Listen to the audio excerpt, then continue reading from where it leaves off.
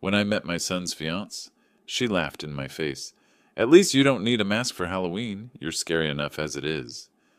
The hurtful joke hit me like a betrayal from someone close to me. But when her parents recognized me, they burst into tears and whispered, "Is it really you?" Her world was turned upside down. Before we continue, please subscribe to the channel and write in the comments what time it is where you are now. I checked the roast one last time, pressing my finger against the crust. Perfect.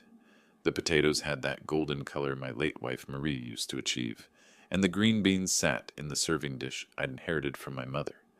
62 years of living had taught me that first impressions mattered, and I wanted Gordon's fiancée to see that his father knew how to set a proper table. The dining room looked good. I'd polished the mahogany table that morning, positioned the chairs just so, even put out cloth napkins instead of paper.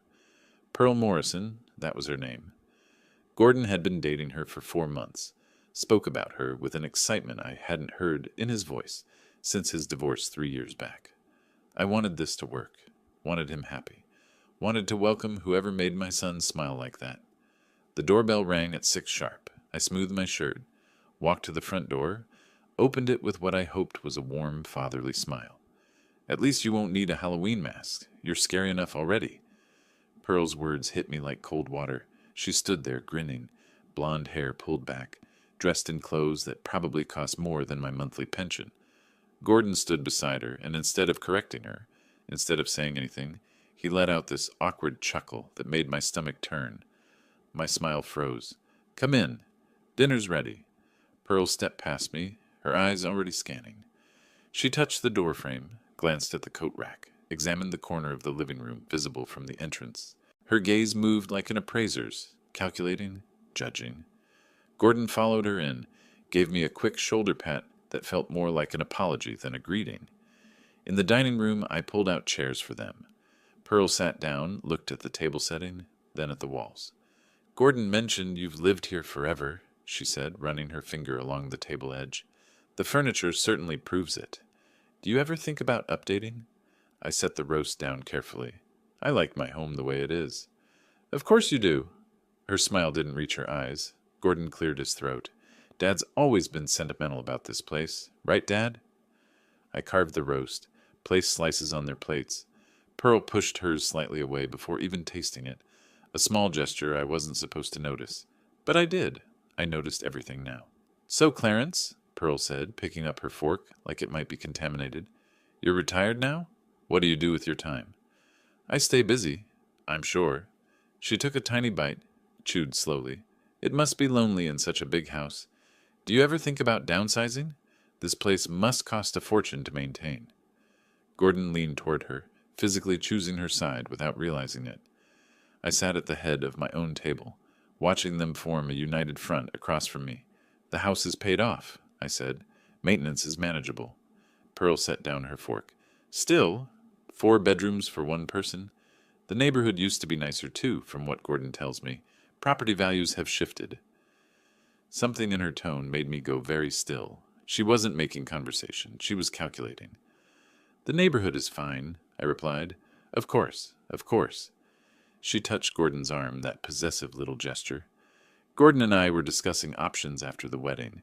It seems silly to rent when there's so much unused space here. We could really breathe new life into this place." There it was, the real reason for this dinner. She wasn't here to meet me. She was here to stake her claim. I looked at Gordon. He wouldn't meet my eyes. "This is my home," I said quietly. Pearl's smile widened. "Of course it is. For now."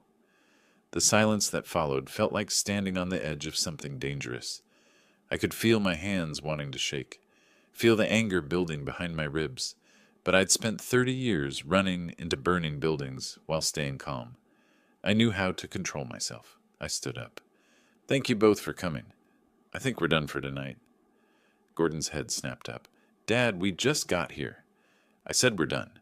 Pearl's expression shifted, annoyance flashing across her face before she smoothed it away. She stood, gathered her purse with deliberate movements. "Well, I suppose we know where we stand." Gordon looked between us, confused, like he couldn't understand why his father was ending the evening, like he hadn't heard every insult his fiancée had delivered, like he hadn't laughed when she called me scary. I walked to the front door, opened it. The March evening air felt cold against my face. Pearl walked out first, her heels clicking on the porch. Gordon hesitated. "Dad?" "Good night, Gordon." He left. I closed the door, turned the lock, stood in the sudden silence of my house. My hands were shaking now. I let them. In the kitchen, the dinner I'd spent hours preparing sat cooling on the table. Pearl's plate was still full, pushed away like garbage. I cleared the table slowly, scraping her barely touched food into the trash.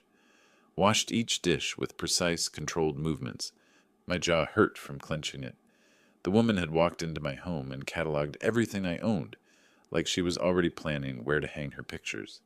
And my son had sat there and let her do it. I dried the last plate, put it away, turned off the kitchen light, stood in the darkness of my living room, too angry to sleep, replaying every moment. Her smirk, Gordon's weak chuckle, her casual mention of unused space, like I was just an inconvenient obstacle between her and my property. The anger settled into something colder, sharper, understanding. This woman didn't see a person when she looked at me. She saw an asset to be acquired. I never went to bed that night. Sat in my recliner in the dark, watching streetlights paint shadows across the ceiling, hearing Pearl's voice on repeat.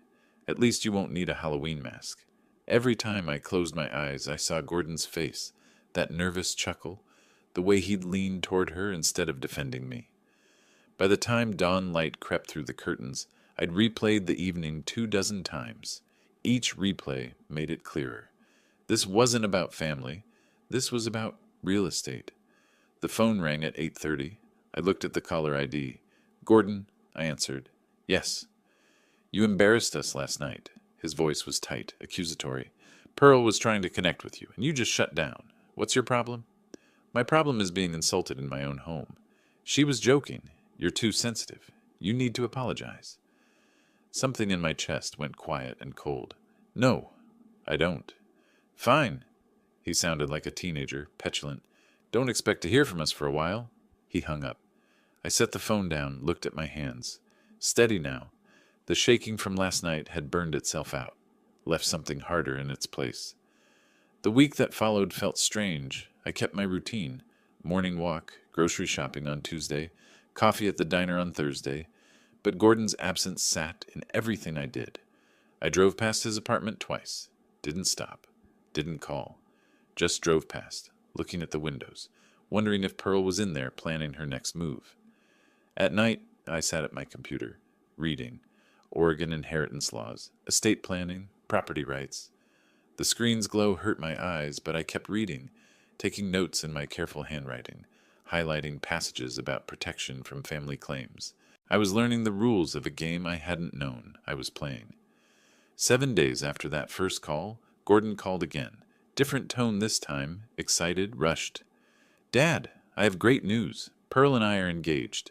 The wedding's in July." I measured my response. "That's fast."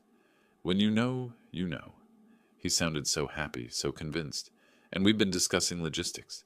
Your house makes perfect sense for us." There it was again. My house. Their logistics.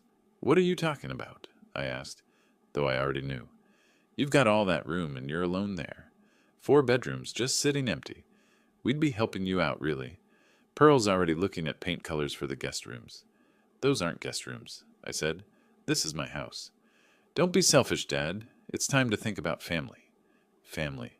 The word tasted bitter. "Let me be clear, Gordon. You and Pearl will not be moving into my house. Not now. Not after the wedding. Not ever." "You can't be serious." "I've never been more serious. This conversation is over." I hung up before he could respond. Sat there holding the silent phone, feeling something shift inside me. I wasn't hurt anymore. I was done being defensive. They wanted to play chess with my life? Fine.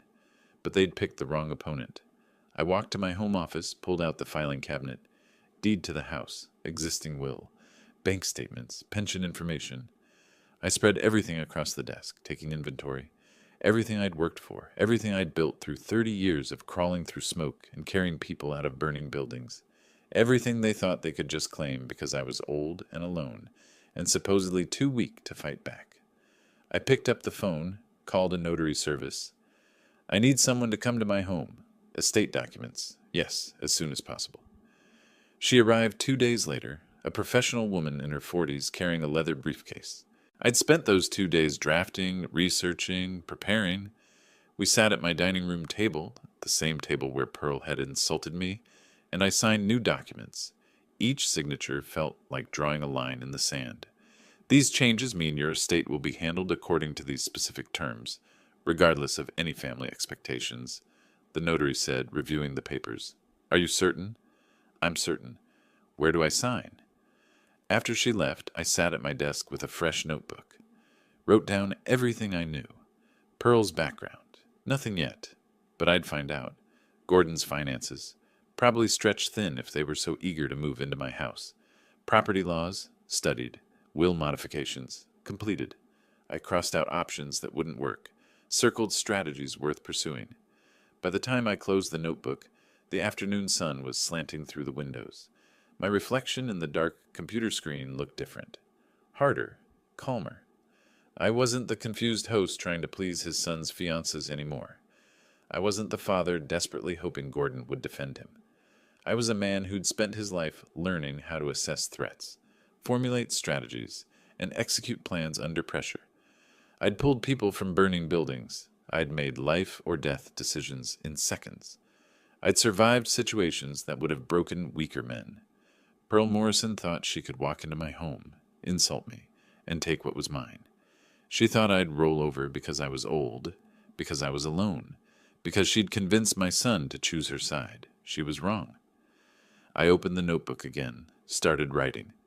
Real plans this time, with timelines and contingencies. They wanted war? They'd get one. But it would be fought on my terms, with my rules, and they wouldn't see it coming until it was too late. The phone rang. Gordon again. I didn't answer. Let it ring until the machine picked up. His voice, muffled through the speaker, sounded frustrated. Dad, we need to talk about this. You're being unreasonable.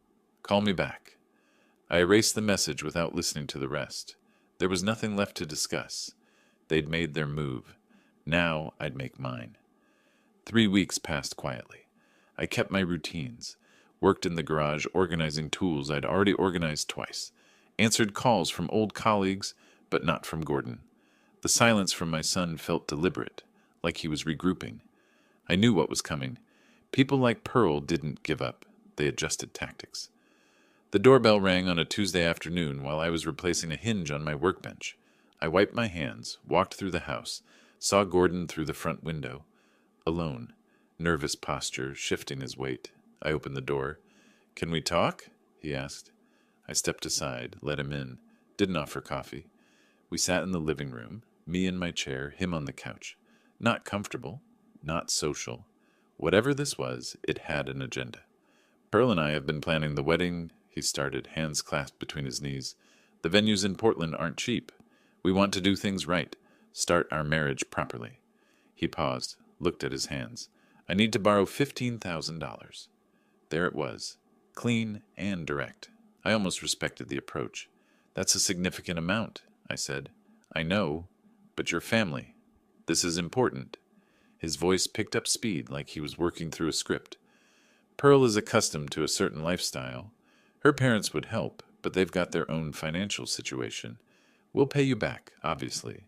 Once we're settled. My answer's no. He blinked. What? I live on a fixed pension. That money isn't available. His jaw tightened. Come on, Dad. You could access home equity if you wanted. You just don't want to help us.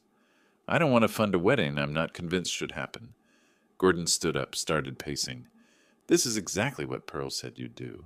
You're sitting in a house worth $500,000 in this market, and you won't help your only son get married? What are you saving it all for?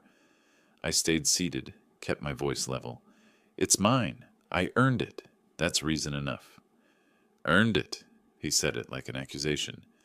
You worked, sure, but now you're alone here with 4 empty bedrooms, while Pearl and I are cramped in a 1-bedroom apartment, struggling to afford a decent wedding. And you won't what? Hand over my equity because your fiancé is used to a certain lifestyle? His face flushed. That's not fair. Pearl really wants to be part of this family. She's already planning our future here. She found this great designer who specializes in updating older homes while keeping their character. She's thinking long term, Dad. She's thinking about. I stood up. Updating my home? While I'm still living in it? Gordon froze. He'd said too much, and he knew it. She was just looking ahead, he stammered. Making plans for when. Eventually. Eventually I'll die, and she'll redecorate. I walked to the desk drawer, pulled out the folder I'd prepared weeks ago, set it on the coffee table between us. Since we're discussing my assets, you should know I've revised my estate plan. He stared at the folder like it might bite him. When I die, this house will be sold. The proceeds go to the Portland Firefighters Benevolent Fund. His face went white. You're cutting me out of your will? I'm ensuring my property serves people who respect what it represents. People who understood what it took to earn it. This is insane. His voice cracked. You're doing this because you don't like Pearl? Because she made a bad first impression? I'm doing this because she's shown me exactly who she is, and you're too busy defending her to see it. Gordon grabbed the folder, flipped it open. Official papers, notary seals, foundation information. His hands shook. She was right about you, he said quietly. She said you'd never accept her, said you'd find ways to punish us. I walked to the front door, opened it. This conversation is over. Dad, leave, Gordon. He stood there, folder clutched in his hands, looking between me and the open door. Finally, he walked out. I watched him cross the lawn to his car. He didn't get in immediately. Instead, he leaned against the driver's door, talking. I stepped closer to the window, saw the phone pressed to his ear. No, not to his ear. On speaker, resting on the car roof. She'd been listening. The whole time. Pearl had been on that phone, hearing everything. Gordon pulled the phone down, said something into it I couldn't hear. Then he looked back at my house, and even from this distance I could see his expression. Angry, confused, hurt. He got in the car. But before he did, I caught a glimpse through his windshield. Pearl's face on the phone screen, visible for just a moment. Her expression wasn't confused or hurt. It was calculating. I closed the door, locked it, walked back to the living room, stood looking at the coffee table where the folder had been. Gordon had taken it with him. Good. Let him show Pearl every page. Let her see the notary seal, the charity's address, the lawyer's signature. Let her understand that her entire strategy had just collapsed. I returned to the garage, picked up my tools, finished the hinge repair. My hands were steady. No anger, no regret. Just the calm that comes from knowing you've made the right move at the right time. They'd wanted my house. They'd planned for it, counted on it, built their future around it, and I'd just shown them it would never be theirs. The phone rang an hour later. Gordon. I didn't answer. It rang again 20 minutes after that. Still didn't answer. Let them sit with it. Let them realize I wasn't negotiating. That night, I sat at my desk and updated my notebook. Recorded the date, the conversation, Gordon's slip about the designer, Pearl listening on the phone. Evidence of their intentions. Documented and time-stamped. My father used to say that in any fight, the person who stays calm wins. Not the strongest or the fastest, the calmest. The one who can think while everyone else is reacting. I'd spent 30 years staying calm while buildings burned around me. This was no different. Pearl Morrison thought she could manipulate her way into my home, use my son as leverage, wait me out until I died and left her everything. She'd made one critical mistake. She'd underestimated who she was fighting. The phone call came a week later, unexpected enough to make me suspicious. Dad? Gordon's voice was careful, rehearsed. I know things got heated last time. Pearl feels awful about it. She wants to apologize properly. Can we take you to lunch? Just talking. No agenda. I let the silence stretch. Heard him breathing, waiting. Neutral location, I said finally. Tomorrow, noon. I'll choose the place. Sure, yeah. Whatever works. I picked a diner near downtown. Nothing fancy. The kind of place where you couldn't perform wealth. I arrived 15 minutes early. Took a booth with my back to the wall. View of the entrance. Old habit from the firehouse. Always know your exits. Always see who's coming. Gordon and Pearl walked in at noon exactly. She'd dressed down, jeans, simple blouse, minimal makeup, none of the flashy jewelry from that first dinner. Her hair was pulled back softly instead of the severe style she'd worn before. every detail calculated to look humble. They slid into the booth across from me. Pearl folded her hands on the table, made eye contact. "I need to apologize," she said. "I was nervous meeting you, and I overcompensated by being critical. That wasn't fair. Gordon talks about you all the time, and I want us to start over." Her tone was perfect, contrite but not groveling, vulnerable but not weak. If I hadn't seen her real face, I might have believed it. "Actions matter more than words," I said. "I understand. Let me prove it." The lunch was painfully civil. Pearl asked about my firefighting career, questions she should have asked at that first dinner. Gordon relaxed, probably thinking his father and fiancée were finally connecting. I answered with enough detail to seem engaged, not enough to seem warm. When the check came, Pearl reached for it. "Please, let me." I let her pay. Watched how she counted out bills, making sure the server saw her leave a generous tip. Performance, all of it. 3 days later, they showed up at my door with grocery bags. "We were at the store and thought of you," Gordon said, grinning like this was spontaneous. It wasn't.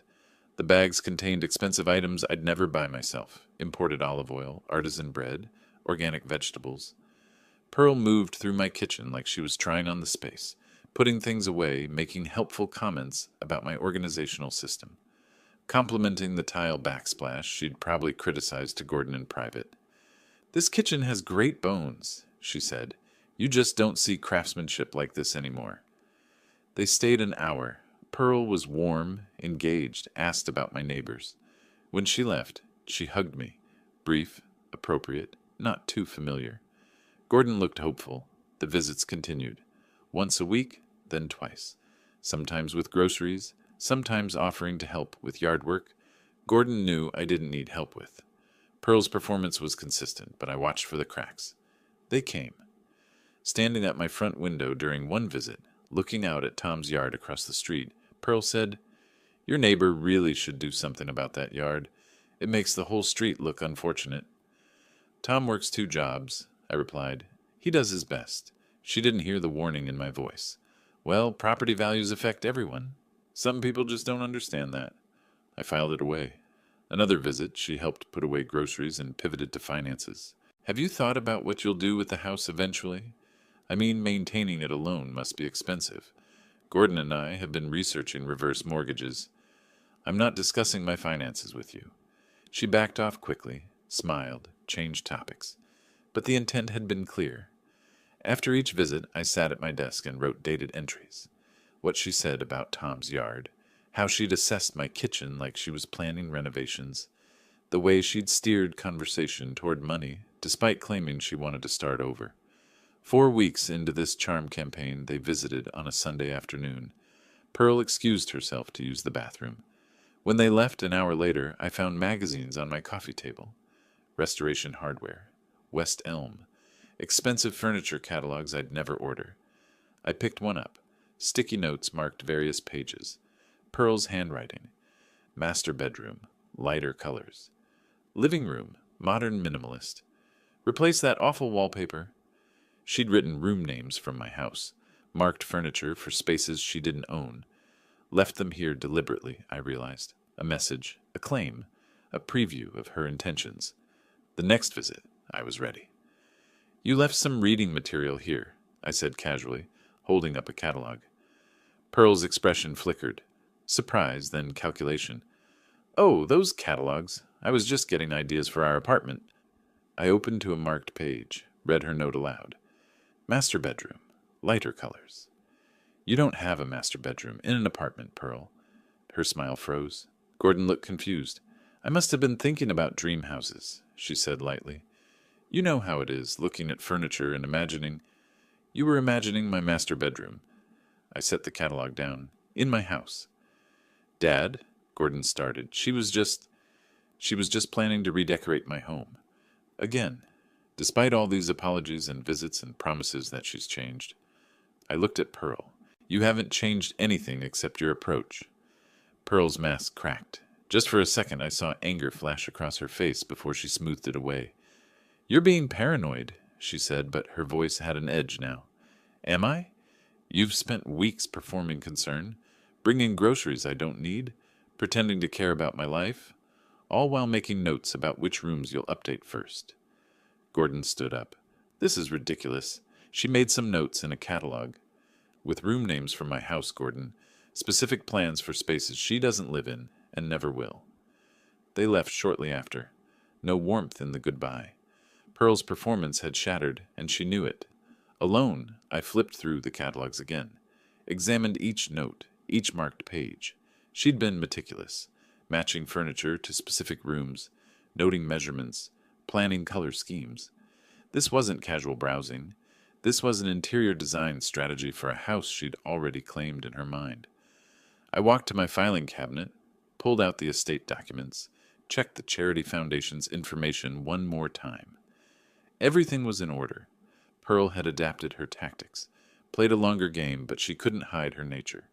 The contempt for working-class neighbors, the obsession with property values, the inability to stop planning for a future in my home. She'd revealed herself repeatedly, thinking I wouldn't notice because Gordon didn't. I'd given her enough rope. She'd shown me everything I needed to see. The war hadn't ended. It had just gone underground, and now I knew exactly what I was fighting. The call came during breakfast 4 days later. I was eating toast, reading the newspaper's local section, coffee steaming in my favorite mug. Ordinary Tuesday morning. The phone rang. Gordon's number. I set down my coffee carefully. Yes? Great news, Dad. His voice had that artificial brightness people use when they're about to ask for something unreasonable. We've moved the wedding up to July, and Pearl thinks it makes sense for us to move in right after. You've got all that space, and honestly, we're worried about you being alone. My hand tightened on the phone. I'm not alone. I'm independent, and you're not moving in. Don't be like that. Think about it practically. 4 bedrooms, just you rattling around. We'd help with expenses, keep you company.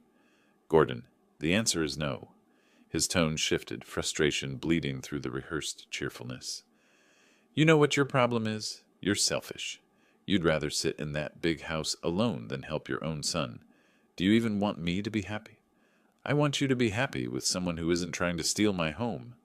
Steal? We're trying to build a family. But you're so stuck in your ways, so bitter about being alone, that you can't see. Background noise, then Pearl's voice, shrill and close. She'd grabbed the phone. You ungrateful old man. She was screaming now, all pretense gone. We've tried being nice. We've tried including you, and you just push us away. You're standing in the way of our future because you're bitter and alone, and you can't stand seeing other people happy. I held the phone away from my ear. Her voice came through tinny and distorted, rage making her words sharp and ugly.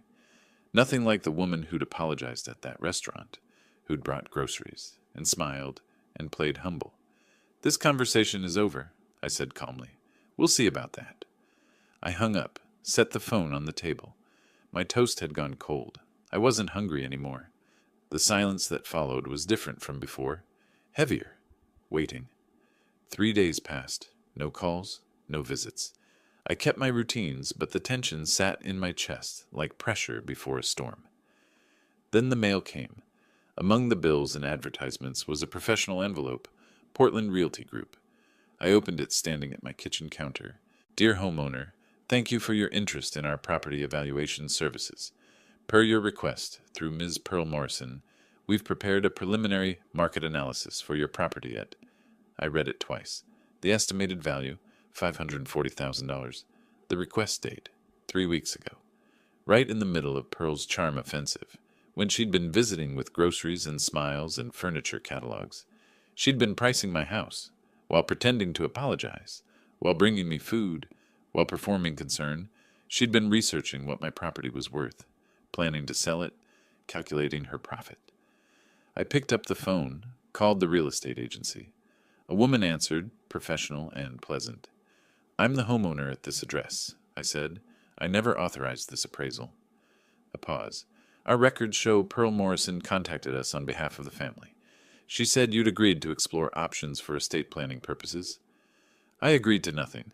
Send me all correspondence related to this request. Every email, every note, every document.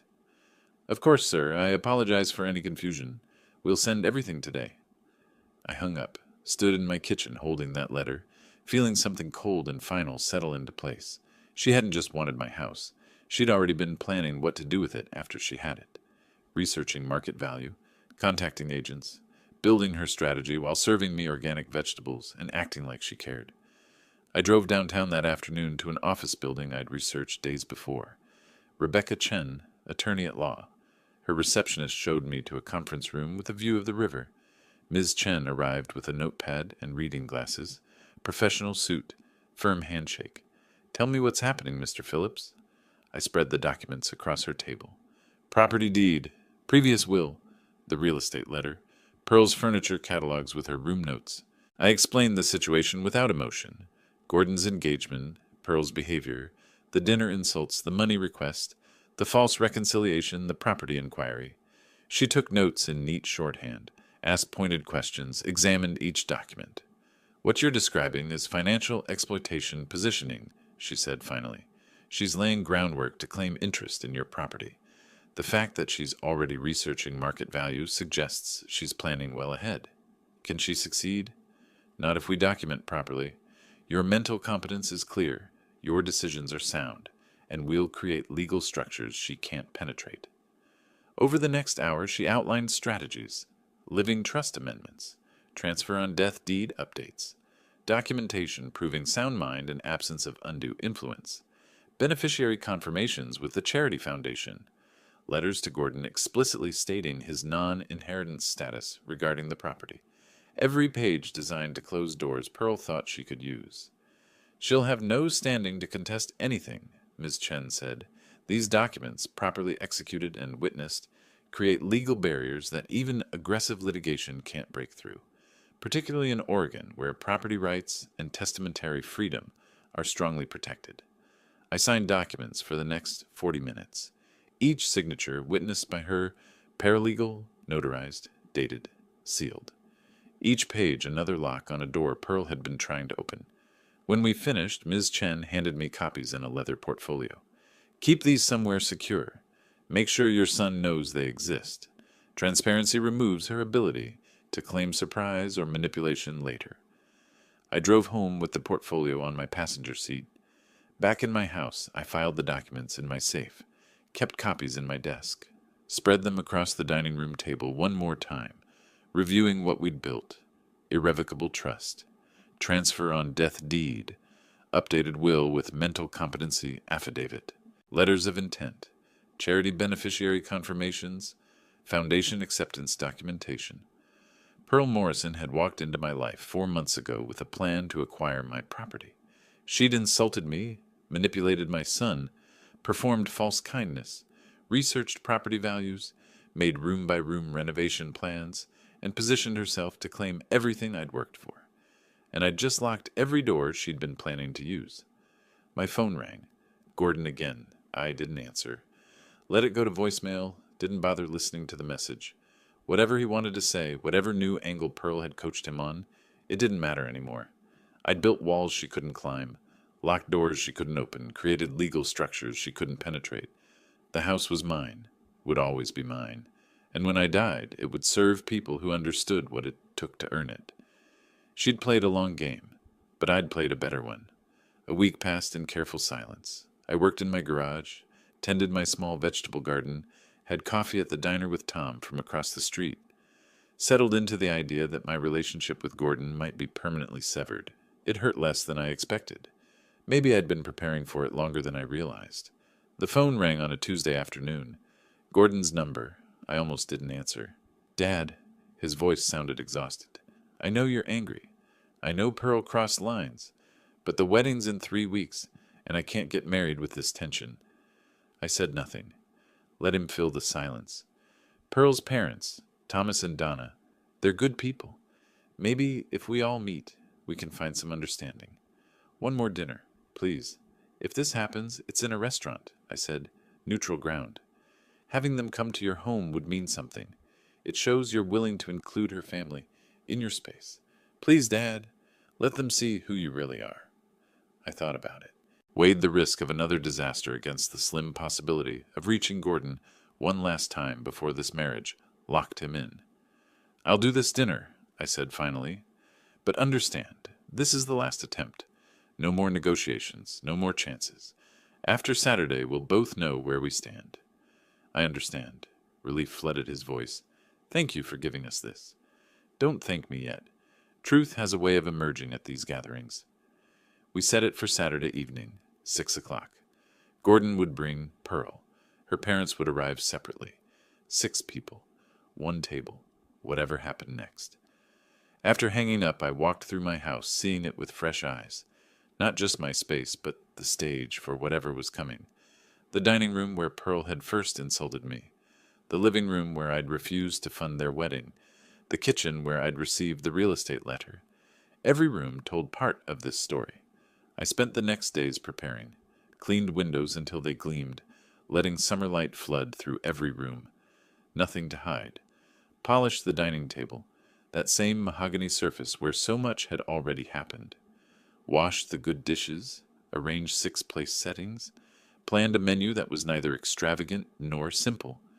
Roast chicken, seasoned vegetables, fresh bread, food that spoke of care and competence. Gordon called twice about details. Dietary restrictions? None.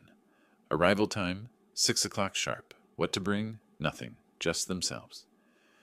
Pearl says her parents are easygoing, he told me. They'll appreciate the effort. We'll see what they appreciate, I replied. Friday evening, I trimmed the front hedges, mowed the lawn, made the house look welcoming, even though I wasn't sure I felt welcoming. But appearances mattered. If this dinner failed, it wouldn't be because I hadn't tried. Saturday morning, I woke at 5:30. Couldn't sleep longer. Dressed carefully, pressed khakis, button-down shirt. Nothing fancy but respectful. Started food preparation early. The chicken went in the oven at 4. Vegetables prepped and ready. Bread warming. Everything timed to be perfect at 6. By 5 o'clock, the house smelled like a real dinner should. Warm, inviting, home-cooked. I checked the dining room one more time. 6 places set. Napkins folded.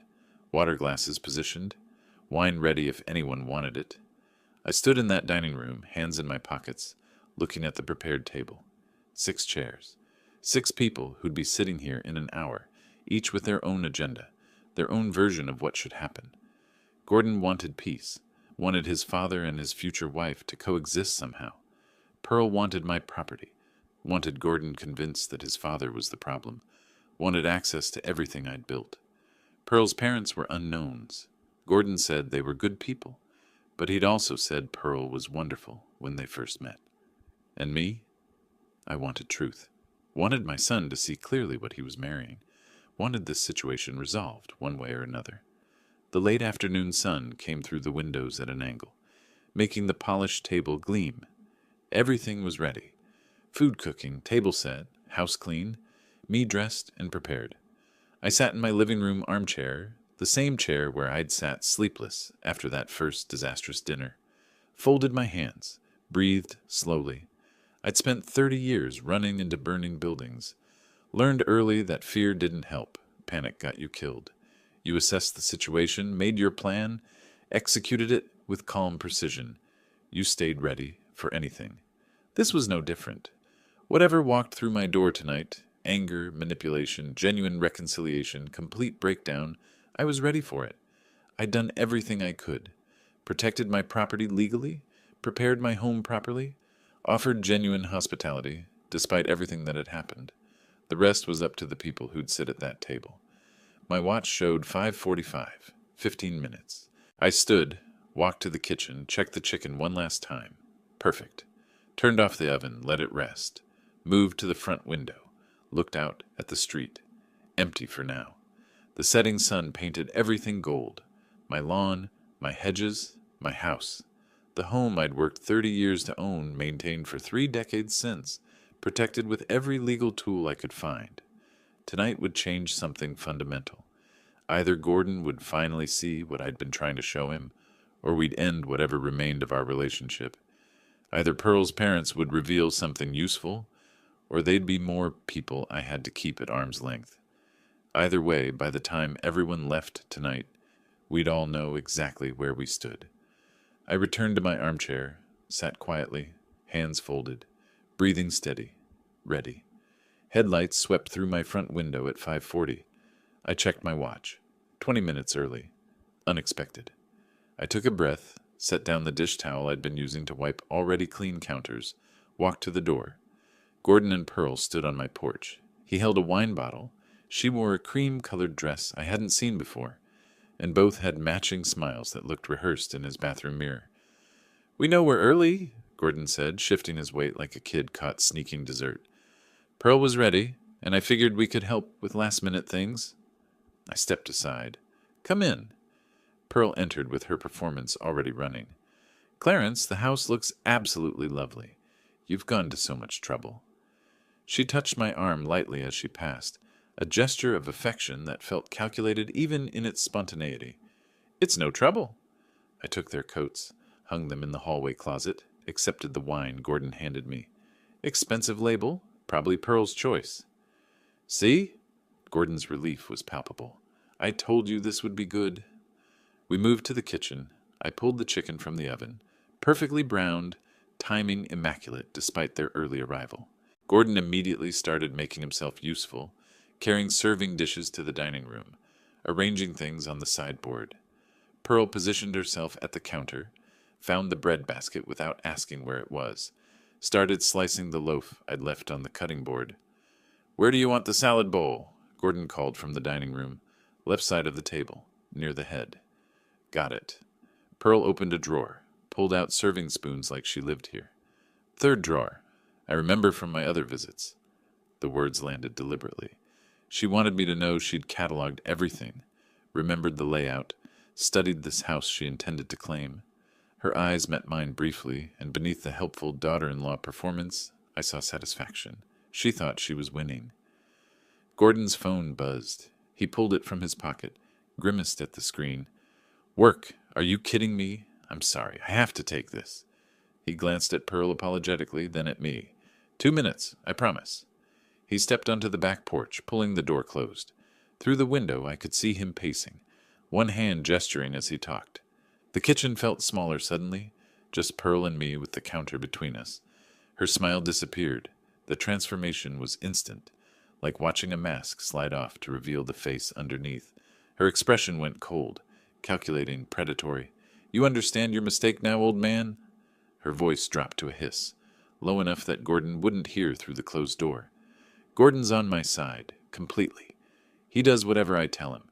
You've been playing your games, changing your will, talking to lawyers, building your little legal walls, but you've already lost." I kept my hands steady on the counter, met her eyes without flinching. "After the wedding, this house, your money, everything you're trying to protect, it's just a matter of time." She moved closer, leaning across the counter, invading the space. "Gordon will convince you, or I'll wait you out. Either way, you're what, 62? How many years do you really have left?" "Enough," I said quietly. She laughed, soft, mocking. "Look at you, alone in this big house, clinging to your furniture and your pride like they're all you have left. Because they are all you have. You couldn't keep your wife. You're losing your son. You're just a sad old man who couldn't hold on to his family, and you think some papers are going to stop me." "You're wrong about one thing." "What's that?" Her smile was sharp, confident. "I'm not playing games." Her eyes narrowed. "You think you're tough? You think your little legal tricks matter? I've been planning this since before Gordon proposed. Every move calculated, every word chosen. You're not fighting me, old man. You're fighting someone who knows exactly what she wants and exactly how to get it." The doorbell rang. Pearl's expression flickered. For just a fraction of a second, both faces were visible. The predator caught mid-strike and the performer scrambling to reassemble her mask. She straightened up, stepped back, smoothed her dress with quick, precise movements. Her breathing shifted, shoulders relaxed, and the smile returned to her face like she'd pressed a button. I turned away from her, walked through the dining room where Gordon had arranged the serving dishes in neat rows. The table looked good, everything positioned properly, wine glasses gleaming under the chandelier light, into the front hallway where our coats hung on the rack. Behind me, I heard the back door open. Gordon's voice, cheerful and oblivious. "Sorry about that. Work crisis averted. Did I miss anything?" "Just me telling your father how much this evening means to us." Pearl's voice was honey and warmth, every trace of venom erased. The switch had been complete. instantaneous, practiced to perfection. Her parents should be here any minute, Gordon said, appearing beside me as I reached the front door. His face was hopeful, eager, wanting desperately for this evening to heal wounds he couldn't fully see. You're really going to like them, Dad. They're good people. Down to earth, not fancy or pretentious. I reached for the doorknob, paused with my hand on the cold metal. Something felt weighted about this moment, significant in a way I couldn't articulate. The house was warm behind me, dinner ready, wine breathing, my son standing close enough that I could hear him breathing. Pearl somewhere in the kitchen doorway, wearing her performance face, thinking she'd already won. And on the other side of this door, two people I'd never met who were supposed to somehow make sense of this impossible situation. My heartbeat accelerated, not from fear or anxiety, but from some instinct I couldn't name, like standing outside a building before entering, sensing something off about the structure, the weight distribution, the way smoke moves through unseen spaces. 30 years of running into fires had taught me to trust those instincts. I turned the knob, pulled the door open, and everything I thought I knew began to crumble. A couple stood on my porch. 60s, maybe. The man wore a pressed button-down shirt, the woman a simple navy dress. Both smiled in greeting. "You must be—" I started. The man's face changed. His smile froze, then fell away. His eyes locked onto mine. Not a casual glance, but intense focus, studying my features like he was trying to solve a puzzle that suddenly appeared in front of him. He reached out, gripped his wife's arm. "Wait, Donna, look at his face. Really look." The woman turned her full attention to me. Her expression shifted from polite to confused to something else. Her hand went to her mouth. "Your face," she whispered. I know your face." "I don't think we've met before," I said. "We have." The man, Thomas, stepped closer, examining me from one angle then another. His voice was shaking. 25 years ago. You saved our daughter's life." Gordon appeared behind me. "What? Dad, what's he talking about?" Thomas wasn't looking at Gordon. His eyes stayed fixed on mine. "Our house caught fire. September 2000. We got out, but Pearl hid. She was only 7. Terrified, hid in a closet upstairs. Everything slowed down. Pearl, 7 years old. Fire. You went in when other firefighters said it was too dangerous." Donna's voice broke. Tears were streaming down her face. "You brought her out. She was unconscious from smoke, but you saved her." "I saw your face that day," Thomas continued.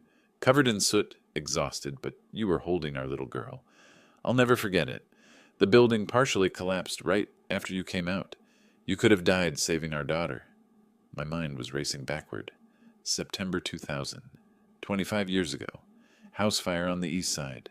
Family escaped, but dispatch said child still inside. Structure unstable. Captain ordered us to wait for backup, but there was no time. I'd gone in anyway. Found her in a bedroom closet, unconscious. Carried her out seconds before part of the ceiling came down. "Pearl," I said slowly. "Your daughter Pearl is—" "Our Pearl." Donna reached for my hands, gripped them hard like she needed to confirm I was real. "The little girl you rescued. She has scars on her back and arms from that fire. You gave her a future. You gave us our daughter back." Movement from the kitchen doorway. Pearl emerged, drawn by the voices still wearing that fake smile. "What's going on?"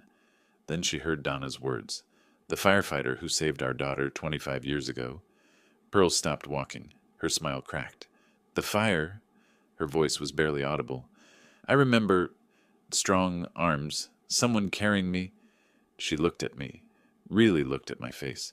Her eyes went wide. The firefighter's face through the smoke. Her voice broke. "It was you."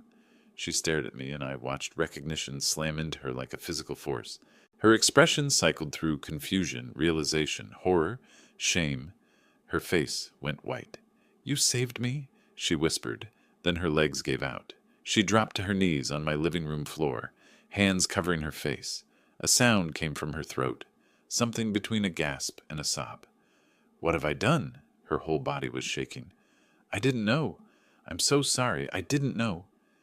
The room was frozen, Thomas and Donna still gripping my arms, tears on both their faces. Gordon standing near the dining room, mouth open, speechless. Pearl on the floor, sobbing into her hands. And me in the center, trying to process what was happening. This woman, This cruel, entitled woman who'd insulted me, manipulated my son, tried to steal my house, called my face scary, mocked my age and loneliness. She was the 7-year-old girl I'd carried out of a burning building 25 years ago, the child whose unconscious weight I'd felt in my arms as I stumbled through smoke, who I'd handed off to paramedics before collapsing from smoke inhalation myself. "Dad," Gordon's voice sounded far away. "You never told me you were a firefighter. You never mentioned—" "It was my job," I heard myself say. "I did my job." "You did more than your job."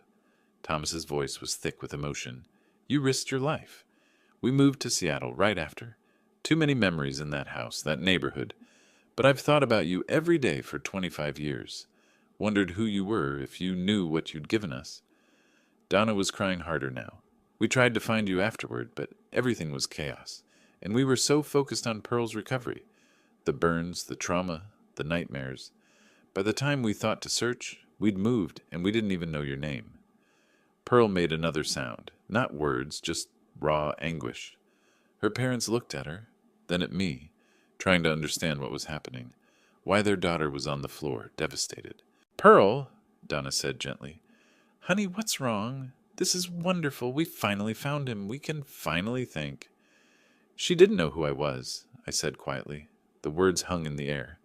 Thomas and Donna looked between Pearl and me, confusion replacing their joy. "She's been trying to take my house," I continued. My voice sounded flat, distant, insulting me, manipulating Gordon, planning to move in after the wedding. I changed my will to protect my property, and she called me an ungrateful old man standing in the way of her future. Silence, complete silence. Pearl's sobs were the only sound. She was curled on herself now, face hidden, shoulders heaving. "The first time we met," I said, looking at Thomas and Donna, "she told me I didn't need a Halloween mask because my face was scary enough already." Donna's hand went to her throat. Thomas went pale. "I didn't know," Pearl managed through tears. "I swear I didn't know it was him. I didn't remember his face clearly, just shadows and smoke and someone carrying me. If you'd known, would you have been different?" The question came out harder than I intended. "Or would you have just used it differently?" She looked up at me then.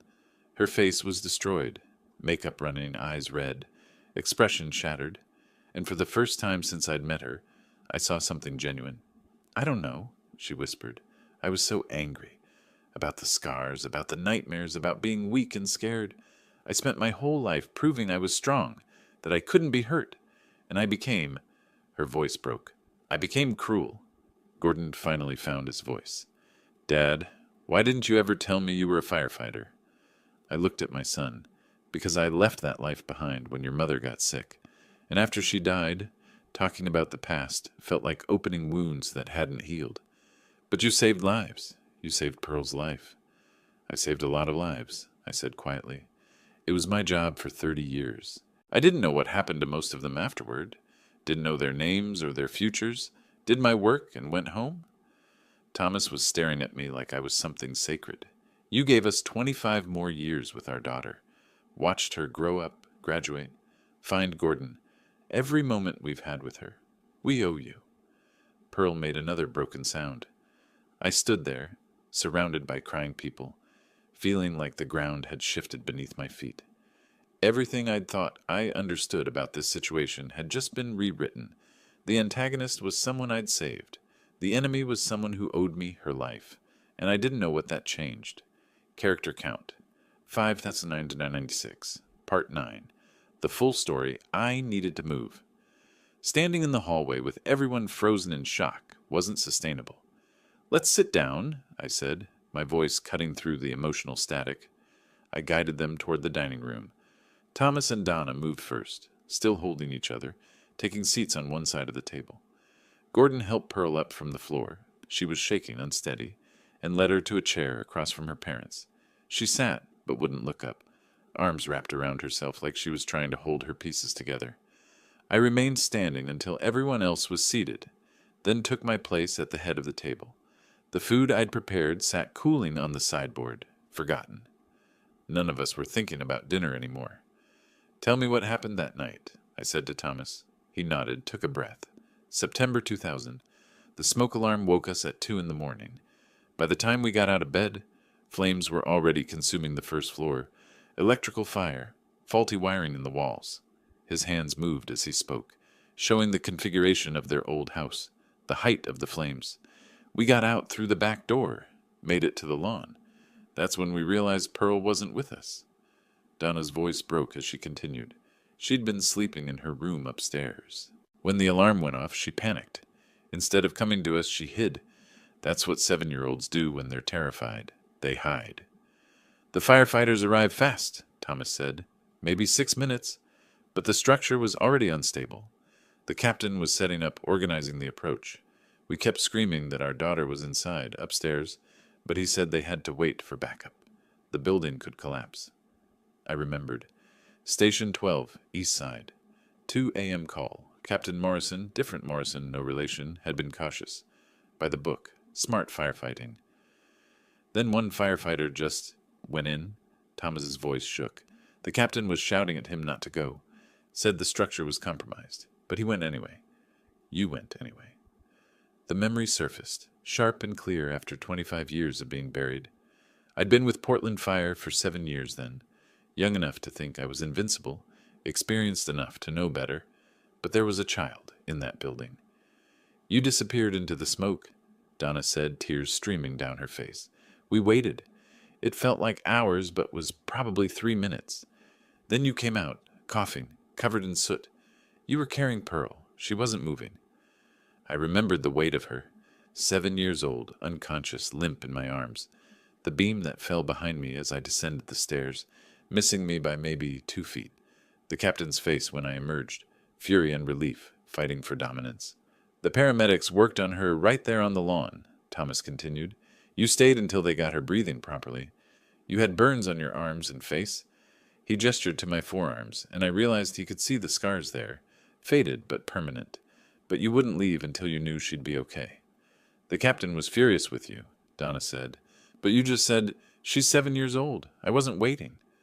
Pearl made a sound, half sob, half gasp. Her hand went unconsciously to her shoulder blade, touching through her blouse where I knew scars lay hidden. We moved to Seattle 3 weeks later, Thomas said. Pearl was in the hospital for 2 weeks, then recovering. The house was destroyed. The insurance paid out, but we couldn't stay in that neighborhood. Too many memories, too much trauma. We tried to find you before we left, but everything was chaos, and we didn't even know your name. Just that you were the firefighter who saved our daughter. I looked at Pearl. She was curled forward, face hidden, shoulders shaking. Pearl, I said quietly, look at me. She raised her head slowly. Her face was destroyed, makeup running, eyes swollen, expression raw. Tell me why, I said. Why did you become this person? Her voice came out broken, barely audible. I've spent 25 years trying to pretend that fire didn't define me. I covered the scars with makeup and clothing. I never talked about what happened. I built this persona of someone strong and in control. Someone who couldn't be hurt. But it was fake, Donna said gently. It was all fake. Pearl's hands twisted in her lap. I was terrified people would see me as damaged. So I made myself seem untouchable. Superior. Better than everyone else. If I was the one looking down on people, they couldn't look down on me first. And in doing that, I prompted, I became cruel. The words came out like a confession. I became exactly the kind of person who shouldn't exist in the world. The kind of person I should have been grateful wasn't in my life when I was recovering. Gordon spoke for the first time since we'd sat down. Pearl, why didn't you tell me about any of this? She looked at him, fresh tears spilling, because I didn't want you to see me as broken. But I would have understood. I didn't want understanding, her voice cracked. I wanted to be seen as strong, perfect, someone who had everything together. And look what that turned me into. Look what I did to your father. The silence was heavy. I stood up. Everyone's eyes followed me. I went into that fire to save a child who deserved a chance at life, I said, my voice steady and clear. A child who was innocent and scared and needed help. I'm disappointed that child grew into someone who would treat others with cruelty and contempt. Someone who would try to take what isn't hers, who would manipulate and insult and mock. Pearl's shoulders shook harder. Donna reached across the table but didn't quite touch her daughter. But, I continued, I see genuine remorse now. Not performance. Actual understanding of what you've done. So I forgive you, Pearl. Her head snapped up, eyes wide with disbelief. However, I said, and my tone firmed, forgiveness isn't the same as trust. Respect isn't given automatically just because we share history. It has to be earned. If you want to be part of this family, you'll need to show through actions, not words, that you've changed. That the person you were at 7, the one who deserved to be saved, is someone you're willing to become again. The words hung in the air. Pearl stared at me, then slowly nodded. Unable to speak through her tears, I sat back down. The dinner I'd prepared would go uneaten tonight, but something more important than food had been served. Truth, recognition, the possibility of transformation. Gordon reached for Pearl's hand. She gripped it like a lifeline. Thomas looked at me with something like reverence. 25 years, he said softly. 25 years we've carried gratitude with no way to express it, and now we find you like this. Life has strange timing, I replied. Donna wiped her eyes. What happens now? I looked at each of them. Pearl broken and honest for perhaps the first time. Gordon confused but present. Thomas and Donna grateful and grieving simultaneously. Now, I said, we see if words become actions, if remorse becomes change, if understanding becomes growth. Pearl nodded again, still crying. I'll prove it to you. I promise I'll prove it. Then prove it, I said simply. Not tomorrow, not in some grand gesture, in the small choices you make every day from this point forward. The evening stretched on. We talked more, about the fire, about my career, about the years between then and now. Eventually, Thomas and Donna left, hugging me at the door with gratitude that felt almost painful in its intensity. Gordon and Pearl followed soon after. At the door, Pearl paused. Thank you, she whispered, for saving me then, and for giving me a chance now. I nodded, didn't offer false comfort or premature reconciliation, just acknowledgement. After they left, I stood in my quiet house, surrounded by the dinner that never happened, and wondered what came next. I'd prepared for war, built legal fortifications, armed myself against manipulation. Instead, fate had intervened and done what no strategy could accomplish. It had revealed truth, and now we'd all have to live with it. The first time Pearl asked to visit, 2 weeks after that dinner, I almost said no. I'd like to talk, she said on the phone. Her voice was different, smaller, careful. Just for a few minutes. I'll bring coffee. No agenda, no pressure, just if you're willing. I agreed. Curiosity, maybe, or the desire to see if her remorse had staying power. She arrived mid-morning with 2 coffees and the kind of nervous energy that comes from genuine anxiety rather than performance. We sat on my front porch. I didn't invite her inside, and she didn't presume to ask. I started seeing someone, she said, hands wrapped around her cup. A therapist. She specializes in trauma and compensation behaviors. I'm trying to understand why I became the person I was. That's a good step. I know it doesn't undo what I said or did, but I want you to know I'm serious about changing. She looked at me directly. Can I ask about your firefighting career? Gordon said you never talked about it. It was my job for 30 years. I did what needed doing. You saved a lot of people besides me, didn't you? Some, not all. You can't save everyone. She was quiet for a moment. But you tried. That's what matters. We talked for 20 minutes. She asked questions that felt genuine, listened without trying to steer the conversation toward herself. When she left, she thanked me for my time and didn't push for another visit, but she came back the following week, and the week after that. Small visits, careful conversations. I watched for manipulation, for signs of the old Pearl resurface. Didn't see them. Saw someone struggling to rebuild herself instead.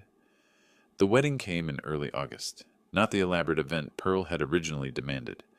Gordon called to give me the details. Small garden venue, 30 guests, simple ceremony. Pearl insisted on keeping it small, he said. Said she wanted it to be about us, not about proving anything to anyone. I attended. Sat in the 3rd row, not front and center, but present. Watched Gordon and Pearl exchange vows. She was trembling. I could see it from where I sat, but her voice was steady. Thomas and Donna cried through the entire ceremony. The reception lasted 2 hours, felt genuine rather than performative. A week later, Gordon called with news. We signed a lease on a 2-bedroom in the Hawthorne district. Move-in date is September 1st. That's good, I said. Building your own space. Yeah. Pearl was actually the one who insisted, said we needed to start our marriage in our own place. He paused. Not your place. Our place. She was clear about that. Relief mixed with satisfaction. The boundary I'd defended had been respected, not because I'd forced it, but because they'd chosen to honor it. The letter arrived mid-August. 3 pages, handwritten in careful script. Dear Clarence, it began, I can't take back calling you scary when you open the door. I can't undo mocking your furniture, your neighborhood, your life. I can't erase trying to manipulate you into giving up what you'd earned. I can only say I'm ashamed of who I was and grateful you're giving me a chance to become someone better. You saved my life twice, once from fire and once from myself when you refused to let me continue being cruel without consequence. Thank you for both. The letter went on, apologizing specifically for each offense, expressing gratitude for each boundary I'd maintained, acknowledging that change would take time and consistent effort. I sat at my desk with that letter, considering my response. Eventually, I wrote back. Shorter, simpler. I acknowledge your efforts. Keep doing the work. Respect is earned through sustained action. I'm willing to see where this leads. I mailed it the next day. Late August brought warm evenings and the kind of peace that comes after storms pass. I sat on my front porch, watching the neighborhood settle into dusk. My house stood solid behind me, unchanged, still mine, secure. The legal documents I'd prepared sat filed in my desk drawer, necessary at the time, but no longer weapons I needed to wield. My phone rang, Gordon's name on the screen. Hey, Dad, he said. Pearl and I were thinking of trying that new Italian place downtown this weekend. Want to join us? His voice was easy, natural. No tension, no hidden agenda. Just a son inviting his father to dinner. Saturday work for you? I asked. Perfect. Just dinner. Nothing formal. We just want to see you. I'd like that. I'll be there. After we hung up, I sat in the quiet, watching the sun finish setting. Thought about revenge plots and legal strategies, about the careful walls I'd built to protect what was mine. All necessary at the time. All rendered unnecessary, not through my strategies, but through truth's intervention. I'd prepared for war, built fortifications, armed myself with documents and boundaries and determination, ready to fight someone trying to take what I'd earned. Instead, I'd discovered the enemy was someone I'd saved, someone whose cruelty had been compensation for wounds I'd helped create by rescuing her from that fire, leaving her scarred and traumatized. The irony was profound. My heroism had indirectly created my antagonist, but facing that truth had transformed everything. Pearl's armor had cracked when confronted with who I was. Her defenses couldn't survive the weight of understanding, and in breaking, she'd found a chance to rebuild properly. My victory wasn't in punishing her. It was in maintaining my dignity, holding my boundaries, and allowing space for genuine transformation. I'd won by refusing to be moved from my principles, by protecting what was mine without becoming cruel in return. The real battle wasn't about property or wills or legal documents. It was about respect, truth, and the possibility of redemption. The evening air cooled, streetlights flickered on. Somewhere down the block, a dog barked.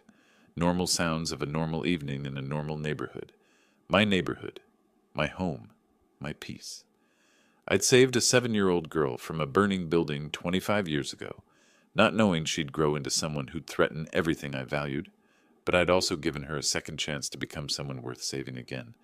Sometimes revenge is unnecessary. Sometimes truth does the work for you, and sometimes the greatest victory is simply standing firm until the storm passes and peace returns. I stood, stretched, walked inside my house. Tomorrow I'd have coffee with Tom from across the street. Saturday I'd have dinner with my son and daughter-in-law. Next week I'd tend my garden, work in my garage, live my life. The war was over, not because I'd destroyed my enemy, but because truth had transformed her, and I'd stood my ground long enough to see it happen. That was enough. That was victory. That was justice. I closed the door behind me, locked it, and smiled. my house, my peace, my life, all still mine. If you like this story, please like this video, subscribe to the channel, and share your impressions of this story in the comments. To listen to the next story, click on the box on the left. Thank you for watching. Did you enjoy my story? What a journey it has been.